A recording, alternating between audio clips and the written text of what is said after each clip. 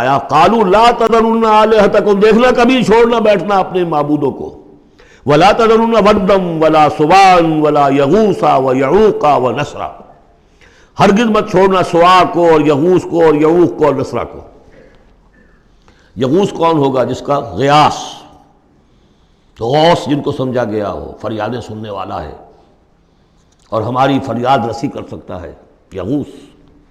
یہ اس کے بارے میں تحقیق یہی ہے کہ یہ بھی اولیاء اللہ تھے۔ ظاہر بات ہے کہ حضرت نوح علیہ السلام نسل کس کی ہے؟ حضرت آدم کی۔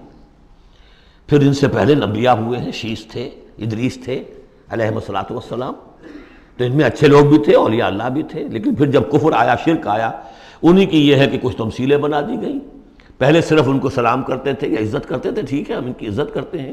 میں نے اپنی آنکھوں سے دیکھی ایک تصویر، ماڈل ٹاؤن لاہور میں ایک صاحب کے بڑے نیک آدمی تھے، بڑے متقی آدمی، میں حیران ہوا، میں ان کے گیا تو ایک تصویر لگی ہوئی تھی جس میں 3 بزرگ بیٹھے ہوئے ہیں، اور ان کا نام کیا ہے؟ یہ ہے معین الدین اجمیری، اور یہ ہیں خواجہ بختیار کاکی، اور یہ ہیں بابا فرید شکر گنج، تینوں بیک وقت جمع ہیں۔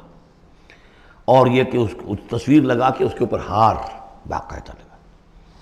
یہی چیز بڑھتے بڑھتے پھر بتوں کی شکل اختیار کر لیتی ہے۔ تو تدریجاً ہوتا ہے، یہ ایک دم تو نہیں ہو جاتا۔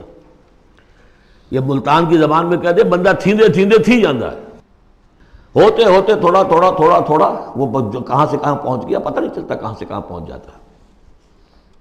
تو مت چھوڑنا انہیں، ولا تذرن آلہتکم ولا تذرن ودا ولا سواعا ولا یغوث ویعوق ونسرا۔